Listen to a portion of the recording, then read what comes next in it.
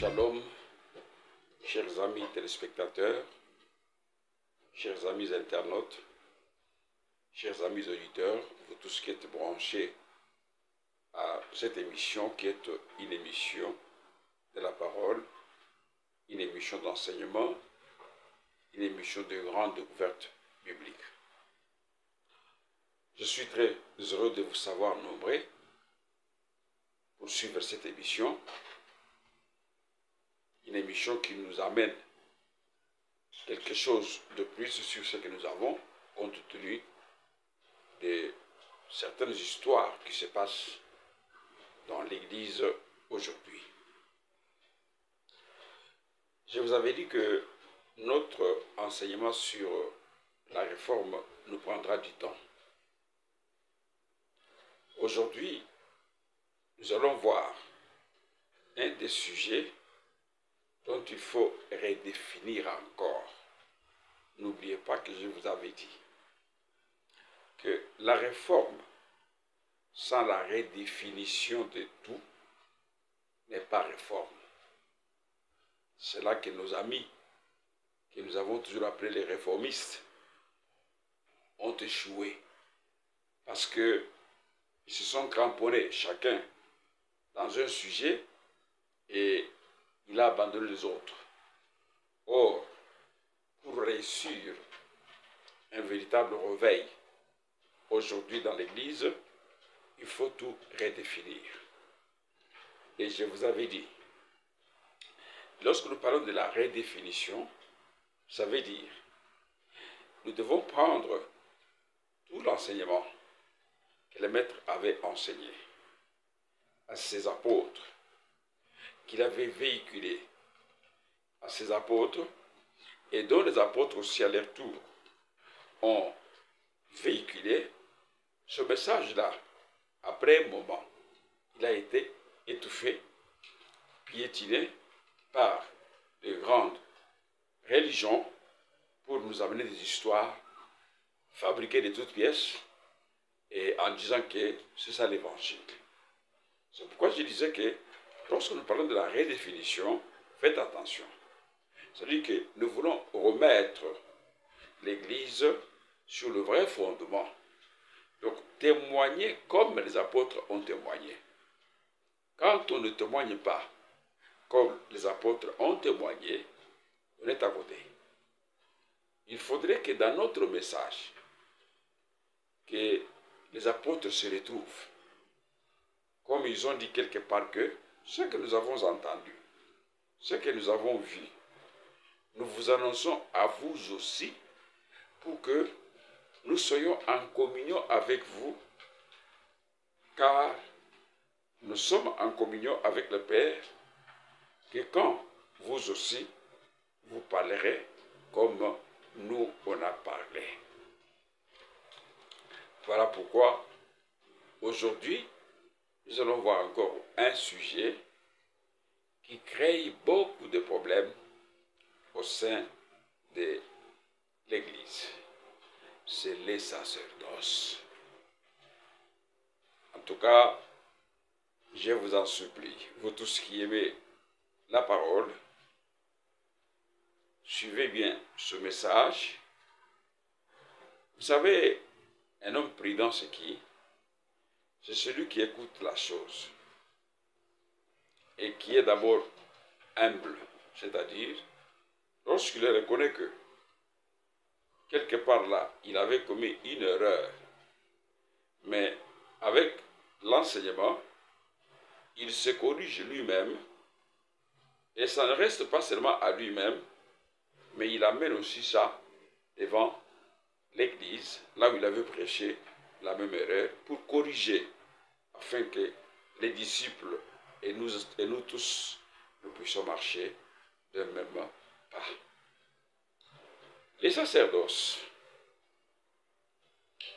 Cet enseignement va nous révéler la cause de la mort dans les églises, l'absence du vrai sacerdoce. C'est pourquoi nous allons prendre le premier chapitre dans Exode, chapitre 19, versets 5 à 6. Exode. Parce que c'est là que tout a commencé. Chapitre 19. Nous allons prendre 5 à 6. Qu'est-ce que la Bible déclare? Ok. Maintenant, si vous écoutez ma voix et si vous gardez mon alliance, vous m'appartiendrez entre tout le peuple, car toute la terre est à moi. 6. Vous serez pour moi un royaume de sacrificateurs et une nation sainte. Voilà les paroles que tu diras aux enfants d'Israël. Là, mes chers frères et sœurs, c'est Elohim lui-même, El Shaddai, qui parle à Moïse quand ils sont sortis de l'Égypte. Ils se trouvent déjà dans le désert. Les choses ne pouvaient pas marcher comme quand on est dans, comment dirais-je, les jungles ou la jungle. C'est-à-dire, celui-ci fait cela, celui-là fait ceci, comme il le veut. Non. Elohim a voulu mettre l'ordre parmi son peuple dans le désert. C'est ça le début des sacerdoces. Mais vous allez remarquer que quand il a parlé, il a donné une très bonne promesse à Moïse, en lui disant, maintenant, si vous écoutez ma voix, et si vous gardez mon alliance, écoutez les conditions qu'Adonai donne à Moïse pour dire aux Israélites que si vous écoutez ma voix, ma parole, et si vous gardez mon alliance, écoutez bien mes amis, vous m'appartiendrez entre tout le peuple, car toute la terre est à moi. Vous comprenez comment Elohim, El Shaddai, confirme très bien que toute la terre est à moi. Parce que c'est lui le créateur. Méfiez-vous de tous les mensonges qui se racontent maintenant sur les réseaux sociaux. Il y a des histoires là-bas où toutes les émissions sont faites pour nier même l'existence d'Elohim, pour comprendre les choses que la parole a dites comme étant de mensonges. Méfiez-vous. Ce sont les gens des sciences occultes qui sont en train de préparer les gens pour l'enfer. Écoutez comment celui qui a créé la terre, celui qui a créé toutes choses, confirme bien que toute la terre est à moi. Maintenant, il dit au verset, vous serez pour moi un royaume de sacrificateurs. Voilà la pensée d'Elohim lorsqu'il parlait à Moïse. Vous serez pour moi un royaume de sacrificateurs et une nation sainte. Voilà les paroles que tu diras aux enfants d'Israël. Donc, lorsque le peuple est sorti de l'Égypte, quand il se retrouve dans l'Exode, Elohim voulait organiser le peuple pour que le peuple ne puisse pas marcher dans les désordres. Alors c'est comme ça que il a dit à Moïse, si vous obéissez à ma voix et si vous gardez mon alliance, vous m'appartiendrez entre tout le peuple du monde. Parce que la terre tout entière est à moi. Et cela ne va pas se limiter là-bas. Vous serez pour moi un royaume de sacrificateurs et une nation sainte. Mes chers bien-aimés, vous tous qui êtes branchés à notre émission, vous avez compris que là, Elohim, ayant fait sortir les Israélites de l'Égypte, le but était que ce peuple lui serve. Voilà. Ce n'était pas pour que le peuple aille faire n'importe quoi, mais c'était pour que le peuple puisse servir Elohim. Dans son plan, tout Israël deviendrait un royaume de sacrificateurs, une nation sainte. C'est ce que nous venons de lire dans Exode 19, 5 à 6. Mais à condition, c'est-à-dire qu'il y a des conditions que l'Élohim avait posées. Si Israël voulait être un royaume de sacrificateurs ou une nation sainte, la condition c'était d'obéir à la voix d'El Shaddai, à sa parole. Ça, c'est très capital. Si vous obéissez à ma voix et vous gardez mon alliance, vous m'appartiendrez. Donc, vous voyez que si le peuple n'avait pas respecté ces conditions-là, il ne pouvait pas devenir un royaume de sacrificateurs, même une nation sainte. Vous m'appartiendrez entre tout le peuple. Là, ils sortent de l'Égypte. Ils sont dans le désert. Après avoir fait autant d'années en esclavagisme en Égypte, ils ont crié à cause des souffrances, à cause de tout ce que le peuple juif, plutôt le peuple égyptien a fait. Et quand ils ont crié, Elohim du haut des cieux a écouté la voix de son peuple. C'est comme ça que l'histoire de Moïse va commencer pour sortir ce peuple en Égypte et les amener à la terre promise. Mais nous savons que après la sortie de ce peuple de l'Égypte, le peuple n'est pas resté fidèle à la voix d'Elohim. Il y a beaucoup de passages qui les montrent. Dans ce que nous venons de lire, au verset 5, si je peux reprendre encore là-bas parce que c'est très important, 19, verset 5, il dit, maintenant, si vous écoutez ma voix et vous gardez mon alliance, vous m'appartiendrez entre tout le peuple, car toute la terre est à moi. Vous comprenez, mes chers frères? Si vous obéissez à ma voix, c'est ce que nous avons lu, et c'est ce que je confirme encore dans Exode 19, verset 5. Mais, quand vous regardez maintenant la marche de ce peuple dans le désert, le peuple n'a pas obéi à la voix d'El Shaddai.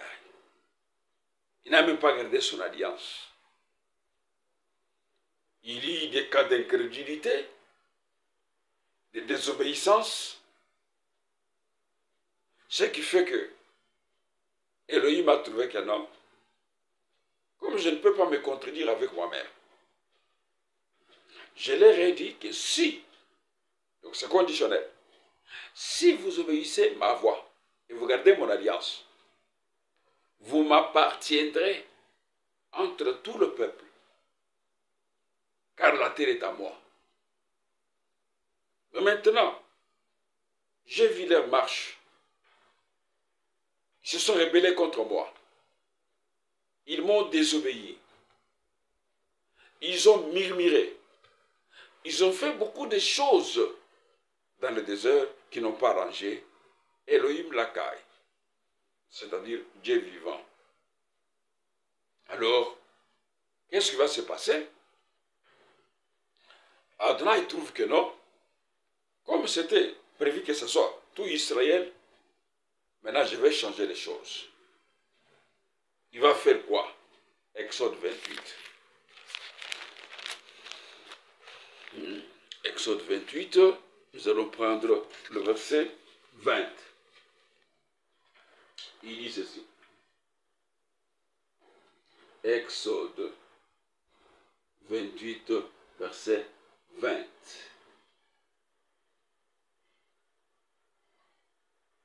Voilà. Je suis en train... Voilà. Nous sommes dans le chapitre 28. Voilà. Et lui va changer le programme. Écoutez maintenant, mes bien-aimés. Nous prenons le verset 1er jusqu'au verset 2. Fais approcher de toi Aaron, ton frère, et ses fils, et prends-les parmi les enfants d'Israël, pour les consacrer à mon service dans les sacerdoces. Aaron et les fils d'Aaron, Nadab, Abihu, Éléazar et Itamar. Voilà, mes chers frères. Quelle est la grande leçon que nous apprenons là-bas? Automatiquement, nous comprenons que lorsque Elohim a compris que, ah bon, moi je crois que ce peuple allait écouter ma voix et allait garder mon alliance pour que je fasse de tout Israël un royaume de sacrificateurs et une nation sainte. Maintenant, comme ils se sont révoltés contre moi, comme ils n'ont pas obéi à ma voix, si je fais de tout Israël un royaume de sacrificateurs, je vais me contredire avec moi-même. Mais, comme je ne peux pas aimer que le peuple marche dans le désert sans une direction valable venant de moi, je vais changer maintenant la disposition. Et c'est ce que nous venons de lire. C'est-à-dire, il y a un changement terrible là-bas. Elohim va se tourner vers un homme et sa famille. C'était Aaron et ses fils. C'est-à-dire, il prend une famille. Donc, en d'autres termes, qu'est-ce qu'on peut dire? Il a choisi une famille dans la tribu de Lévi. Et dans cette famille, il choisit un homme et ses fils. Donc, les sacerdoces viennent d'échapper à toute une nation. Écoutez-moi, mes chers frères, vous tous qui êtes le fils de la réforme, partout où vous êtes, les choses que nous vous apportons, ce sont les choses de la vie. On ne vous amène pas n'importe quoi. Donc, les sacerdoces a commencé. Celui qui a institué les sacerdoces, c'était Elohim El Shaddai, Dieu d'Israël. Et retenez beaucoup. Dans son plan, lorsque le peuple israélite est sorti de l'Égypte, il voulait que tout Israël soit un royaume de sacrificateurs et une nation sainte. Mais à condition qu'Israël obéisse à la voix d'Élohim et garde son alliance. C'est ce que nous avons vu que, au lieu qu'Israël garde cette position-là, qu'est-ce qui s'est passé? Vous connaissez, vous tous. Israël se rebellait dans le désert. Israël a manifesté son incrédulité dans le désert. Israël a parlé mal contre Moïse dans le désert. Israël a murmuré même. Et non seulement murmuré, il a même envié l'Égypte en disant à Moïse que non, il fallait nous laisser là-bas. Tu nous as fait sortir pour nous exterminer. Elohim a compris que non, ça c'est un peuple dur. Alors, comme ça, je change ma position. Maintenant, il va dans la famille, dans la tribu de Lévi.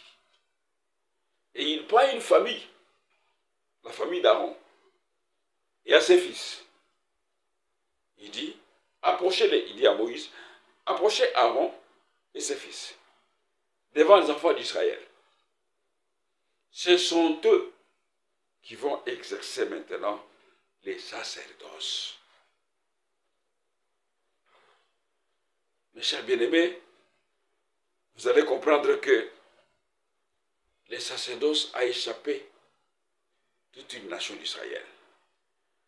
Je voudrais qu'on lise Nombre, parce que nous sommes en train de parler de sacerdoce. J'ai dit que c'est encore un point qui a créé beaucoup de problèmes aujourd'hui dans les églises, qui a créé même des confusions dans nos églises. C'est comme ça que nous voulons redéfinir encore ce problème du sacerdoce pour que le vrai fils de la réforme corrige ces choses s'ils veulent voir la grandeur d'Élohim dans leurs églises. Nous sommes dans Nombre verset, qu'est-ce que je dis? Chapitre 3, versets 1 à 4. Voici la postérité d'Aaron et de Moïse. Au temps où El Shaddai parla à Moïse sur la montagne du Sinaï, voici le nom des fils d'Aaron: Nadab, le premier-né, Abihu, Éléazar et Ithamar. Verset 3. Ce sont là les noms des fils d'Aaron qui reçurent l'onction comme sacrificateurs et qui furent consacrés pour l'exercice du sacerdoce. C'est formidable. Nous avons Nadab, nous avons Abihu, nous avons Éléazar, nous avons Ithamar.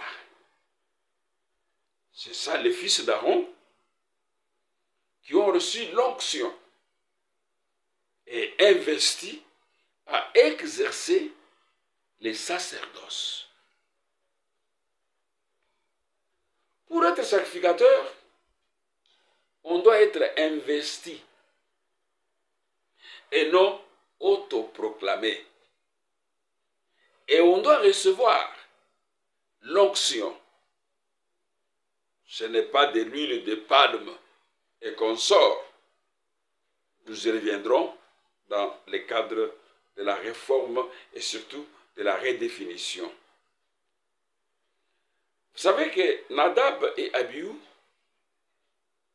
ayant amené le fait profane à l'autel, Elohim les a tués. Il ne les a pas même épargnés sous prétexte qu'ils sont fils du tout premier sacrificateur, souverain sacrificateur. C'est ce que nous sommes en train de voir aujourd'hui, même aujourd'hui, dans nos églises. Plusieurs sont spirituellement morts pour avoir amené le fait étranger dans les sacerdoces. Vous n'avez qu'à voir nos églises. Que ce soit les pratiques, que ce soit les prêches, beaucoup de serviteurs ont amené le fait étranger dans les églises. Et ils sont morts spirituellement, mais ils se croient être vivants.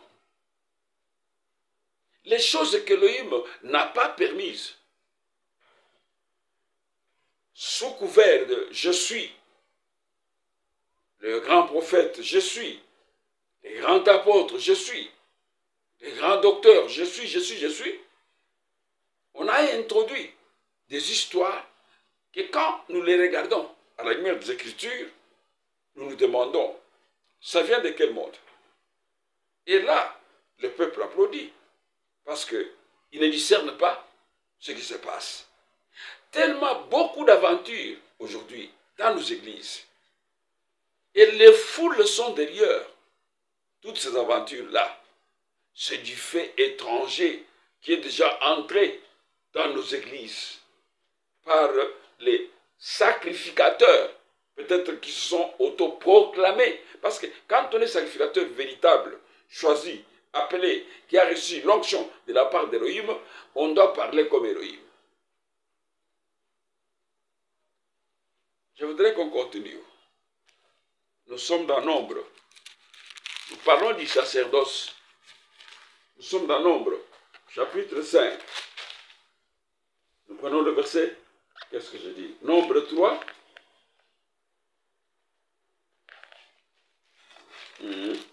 Je prends Nombre 3, verset 1. Jetons Nombre. Ok, 3. Mais cette fois-ci, nous prenons le nombre 3, verset 5. Voilà, nous descendons jusqu'au verset 10. Qu'est-ce que la Bible déclare? Elohim parla à Moïse et dit, fais approcher la tribu de Lévi, et tu la placeras devant les sacrificateurs Aaron pour qu'elle soit à son service. Vous comprenez?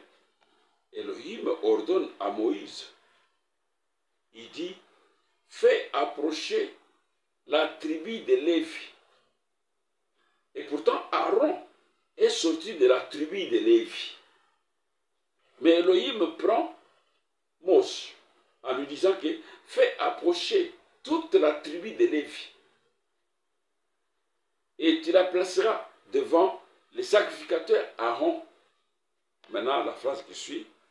Pour qu'elle soit à son service. Donc, pour que toute la tribu de Lévi soit au service d'Aaron, lui-même sorti de la tribu de Lévi.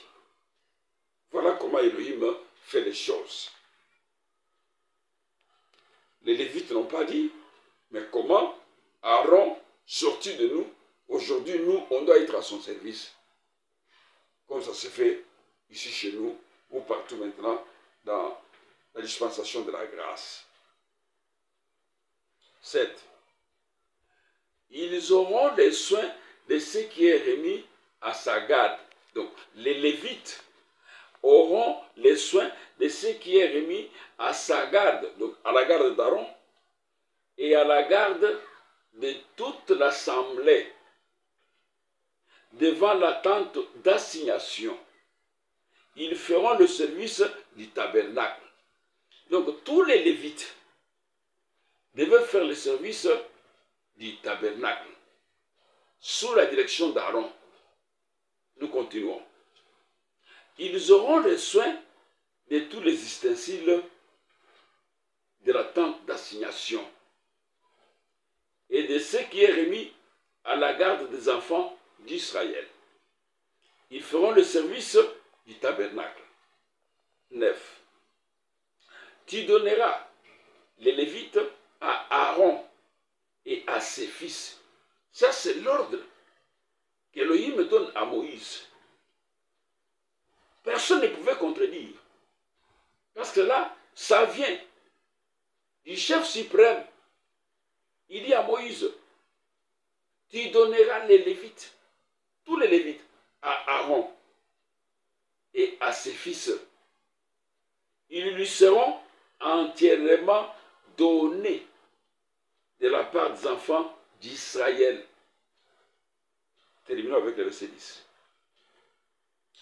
Tu établiras Aaron et ses fils pour qu'ils observent les fonctions de leur sacerdoce, et l'étranger qui s'approchera sera puni de mort. Voilà comment les sacerdoces organisé. Vous voyez qu'on dit, tout étranger qui va s'approcher à ce que Aaron et ses fils feront dans les tabernacles sera puni de mort. Mais qui est l'étranger qui devait s'approcher de ces choses-là? Donc, pour Elohim, tous les Lévites n'avaient pas le droit de faire ce que Aaron et ses fils faisaient. Et s'ils pouvaient s'hasarder à dire que non, nous sommes aussi Lévites, pourquoi est-ce qu'on ne peut pas faire ce que Aaron fait? Ils allaient mourir. Ça, c'est la déclaration d'El Shaddai. Maintenant, vous avez compris comment les sacerdoces là, en tout cas, on ne blaguait pas. On ne blaguait pas. Maintenant, nous pouvons maintenant voir les responsabilités du sacrificateur vis-à-vis du peuple. Il les a choisis pour servir. Maintenant, quelles sont les responsabilités du sacrificateur vis-à-vis du peuple? Parce que maintenant, ils avaient le travail de pouvoir diriger le peuple israélite. Mais ils devaient aussi comprendre que ce n'était pas facile. Il fallait remplir certaines conditions pour être appelé sacrificateur dans cette dispensation-là. Nous prenons Malachie. Malachie, chapitre 2, verset 7. Nous sommes en train de parler du sacerdoce. Ici, nous sommes encore en train de parler du sacerdoce lévitique. Mais nous reviendrons au sacerdoce royal. Voilà. Malachie, chapitre 2, verset 7, lit ceci. Car les lèvres du sacrificateur doivent garder la science. Et c'est à sa bouche qu'on demande la loi. Parce qu'il est un envoyé d'El Shaddai, des armées. Vous comprenez que les responsabilités du sacrificateur vis-à-vis du peuple étaient d'abord un privilège. De deux, une noblesse, je peux dire ça, mais cela importait ou comportait aussi des risques. C'est ce que nous sommes en train de voir dans Malachie 2, 7. Les sacrificateurs devaient avoir la science et la connaissance afin de transmettre la pensée divine au peuple. Ils devaient être capables d'interpréter la parole d'Élohim. Ils ne devaient pas seulement apporter le jugement du peuple à l'Adonai, mais ils devaient interpréter les ordonnances divines afin d'apporter la connaissance au peuple. Alors, pour y arriver, il devait avoir le discernement des esprits, une vigilance continuelle, une attention soutenue, c'est-à-dire être toujours à l'étude des pages inspirées afin de bien s'imprégner de tous les décrets, les préceptes, les statuts, les commandements, les lois, les jugements et les ordonnances d'Élohim. De ce fait, les peuples pouvaient comprendre ce qu'il faut et ce qu'il ne faut jamais faire. Voilà, mes chers frères, comment les sacrificateurs avaient des responsabilités vis-à-vis du peuple. Pourquoi? Ils devaient maîtriser la science d'Élohim. Parce que c'est à sa bouche qu'on devait demander l'interprétation de la loi ou de la parole par le peuple pour que les sacrificateurs facilitent au peuple les langages d'Élohim qui n'étaient pas faciles à tout le monde. Mais imaginez maintenant, vous avez un sacrificateur qui ne connaît pas la science d'Élohim, qui n'a pas la connaissance de ce que Élohim veut pour son peuple. Mais quand il se mettra devant le peuple, il va leur dire quoi? Voilà le problème qu'aujourd'hui aussi nous rencontrons dans nos églises. Mes chers frères et sœurs, les sacrificateurs ne pouvaient jamais laisser place au jet de l'imagination humaine, comme cela est le cas aujourd'hui.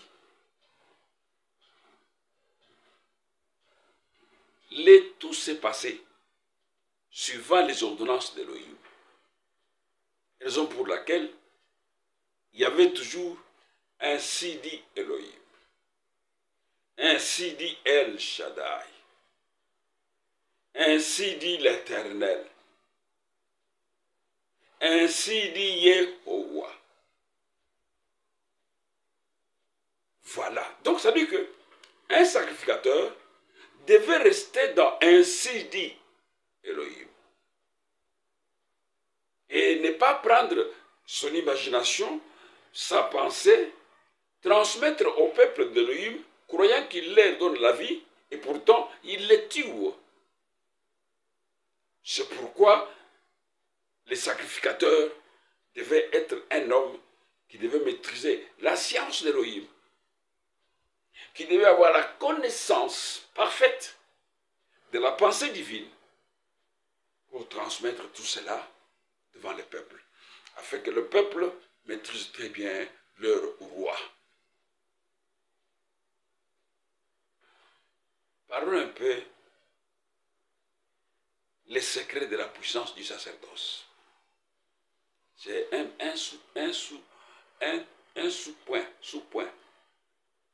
Les secrets de la puissance du sacerdoce. Vous allez trouver que nous allons avoir les secrets là que dans les Écritures. Et revenons dans Lévitique 8, verset 5. Écoutez comment Moïse parle aux enfants d'Israël. Lévitique 8, verset 5.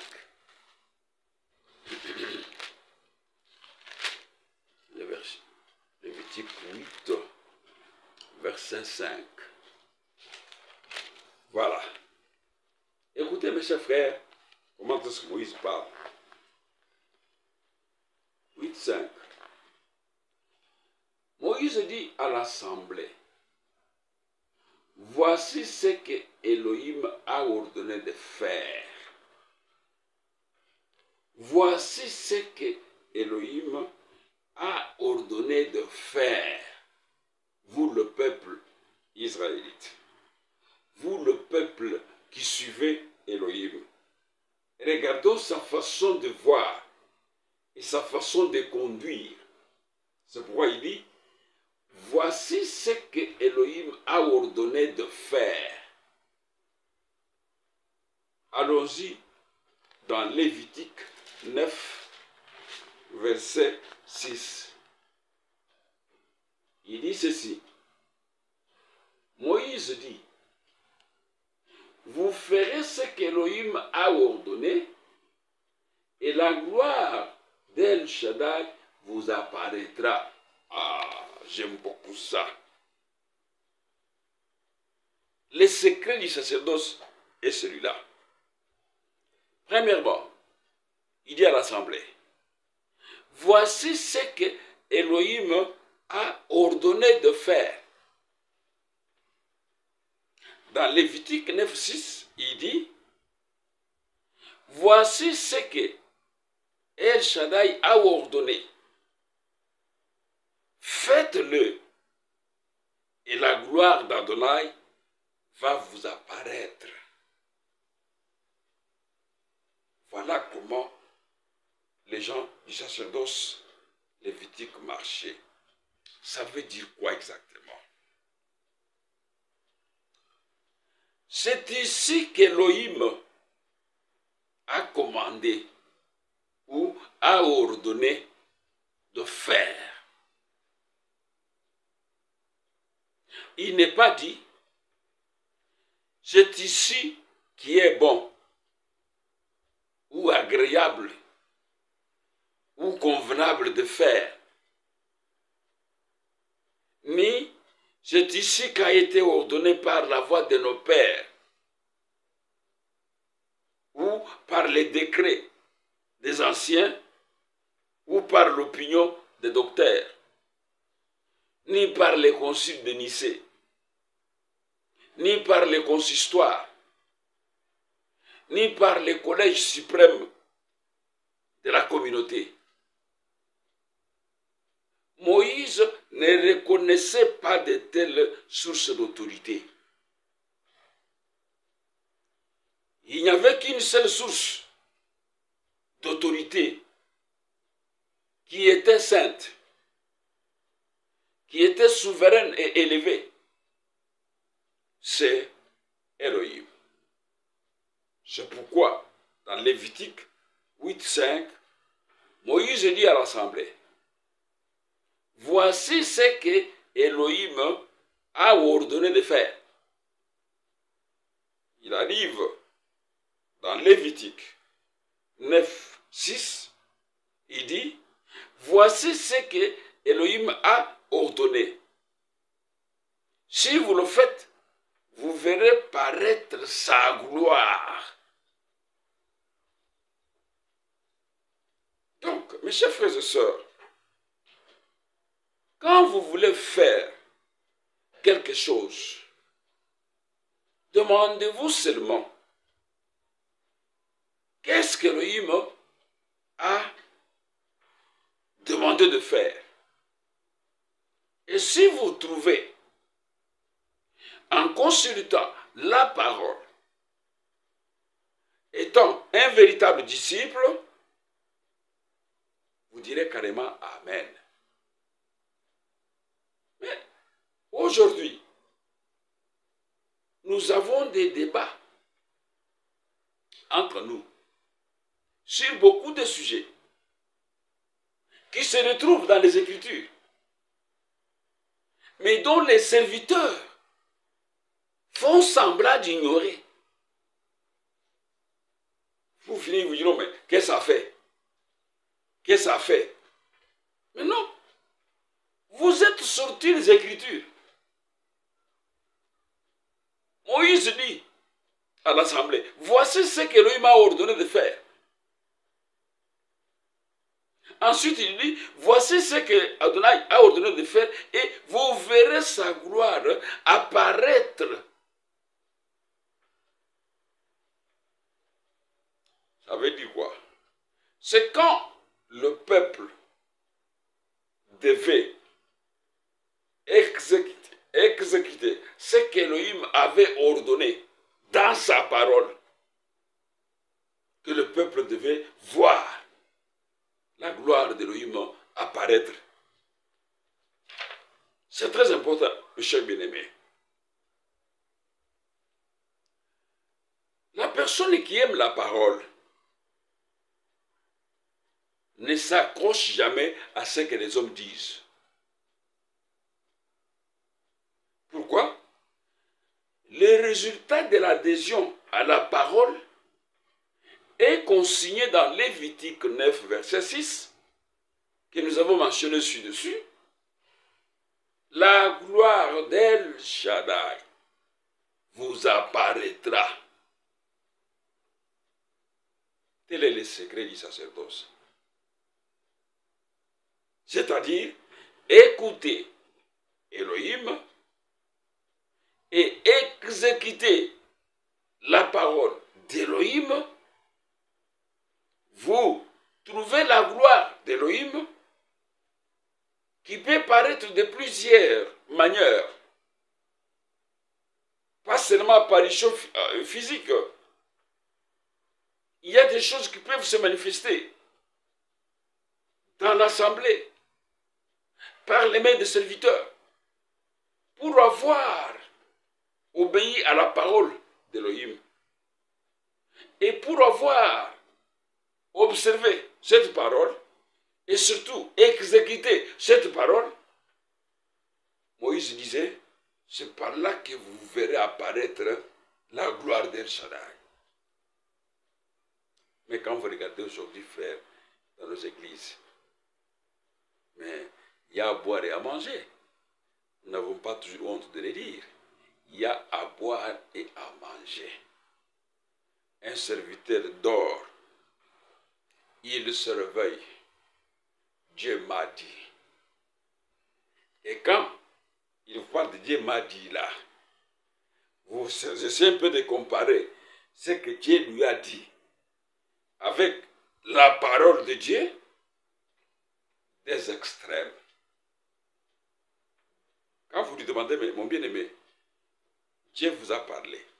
Mais comment c'est que Dieu vous a parlé est contraire à sa parole?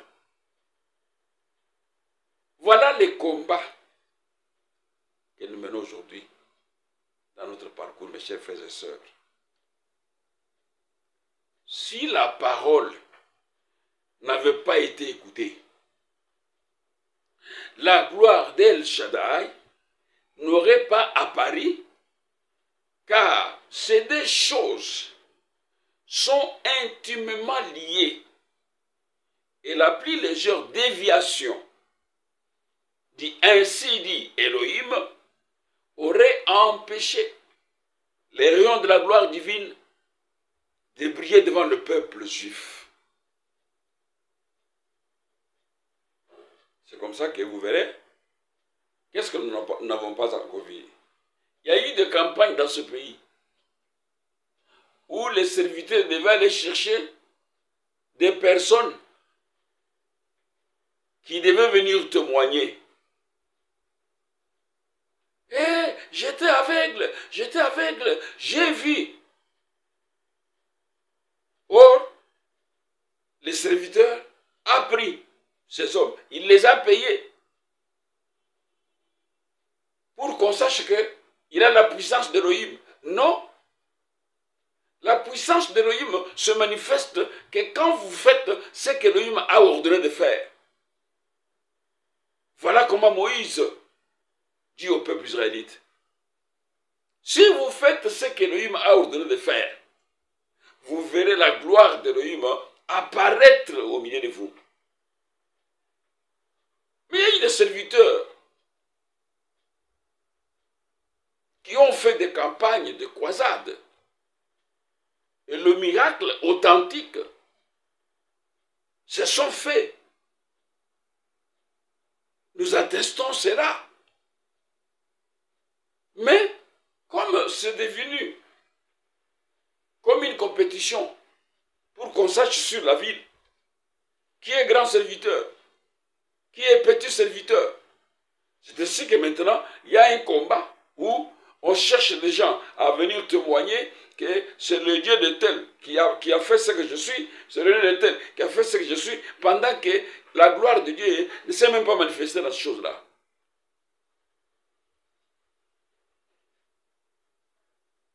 Si on avait introduit un seul rite ou une seule cérémonie non ordonnée par ainsi dit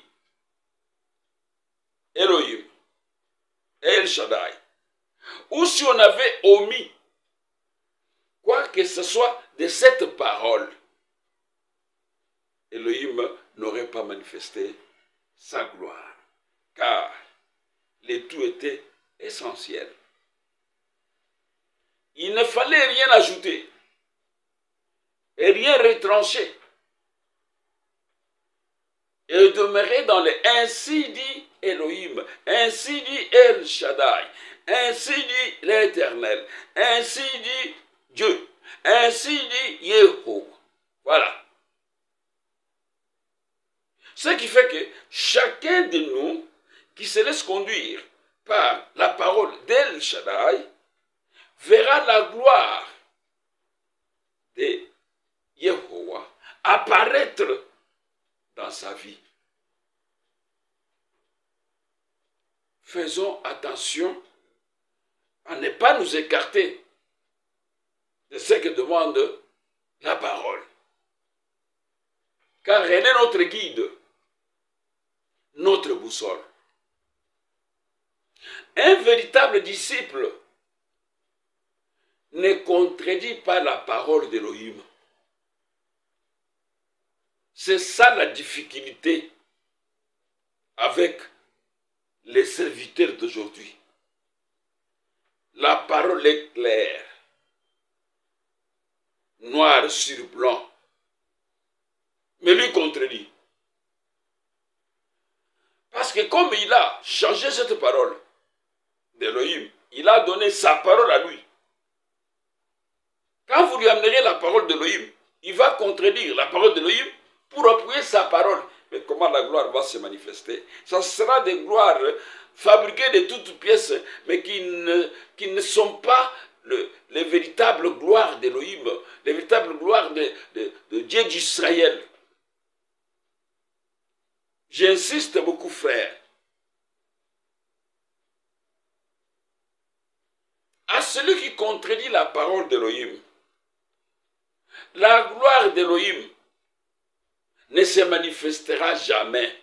C'est comme ça qu'il ira chercher les gens pour venir témoigner des histoires inutiles et prouver aux autres que celui qui a Elohim, pendant que lui n'a pas Elohim. Voilà, mes chers frères, comment les sacerdoces étaient durs parmi les enfants d'Israël. Vous avez compris que ce n'est pas une chose facile comme les gens les croient aujourd'hui. Parce que tous on a la Bible. Parce que tous on peut ouvrir la Bible et dire que non, Dieu m'a dit. Je suis en train de suivre aujourd'hui beaucoup de serviteurs, même de jeunes gens. Mais vous avez pitié. Vous avez pitié. Chacun a besoin qu'il soit connu. Chacun a besoin qu'il soit élevé. Chacun a besoin qu'il soit célèbre. Et on est en train de piétiner la parole véritable d'Élohim au profit des histoires qu'on a reçues par-ci, par-là. Oh, mes chers frères, on ne blague pas avec Elohim. Ce qu'un homme aura semé, il le moissonnera. Qui? Elohim d'Israël. Donc Moïse parle ici que voici ce qu'il a recommandé. Si vous voulez voir sa gloire, faites ce qu'il a dit. Mais aujourd'hui, nous amenons la parole. On nous appelle les extrémistes, les radicaux. Le monde a évolué. Et ils sont restés toujours sur ce que les apôtres ont dit. Les apôtres ont dit. Les choses ont déjà changé. Ah, mes frères, mais quand vous voyez un serviteur se défendre comme ça, mais vous comprenez déjà que non, il est sorti de la gloire d'Élohim. Parce que la gloire d'Élohim réside dans sa parole. La Bible déclare qu'il est le même hier, aujourd'hui et éternellement. Tout comme dans l'ancienne alliance. La parole nous conduit aussi dans la nouvelle alliance. Et c'est ici que nous devons trouver un bon sacrificateur qui va préparer le peuple d'Élohim à se conduire bien dans son parcours et le préparer à attendre ainsi les sons de la dernière trompette. Mais quand on vous parle que non, écoutez, la Bible dit ceci, vous dites que non, non, ça sont des histoires archaïques. Aujourd'hui, nous marchons comme le monde marche, comme le monde a évolué, comme la technologie a avancé. Vous restez toujours avec vos histoires là. C'est par là que nous reconnaîtrons qui sont les vrais sacrificateurs et qui ne le sont pas. Lorsque vous rencontrez un serviteur rejeté par les autres parce que son problème c'est quoi? Qu'est-ce que la Bible a dit? Qu'est-ce que la parole a dit? Est-ce que tout ce que le Seigneur a fait est écrit? D'accord. Tout ce que le Seigneur a fait n'a pas été écrit. Mais du moins, ce qu'il a écrit là, ce qu'on a écrit là, ce qu'il a fait là, est-ce que vous le faites? Donc c'est pourquoi, mes frères, les sacrificateurs dans l'Ancienne Alliance avaient une grande responsabilité au profit du peuple.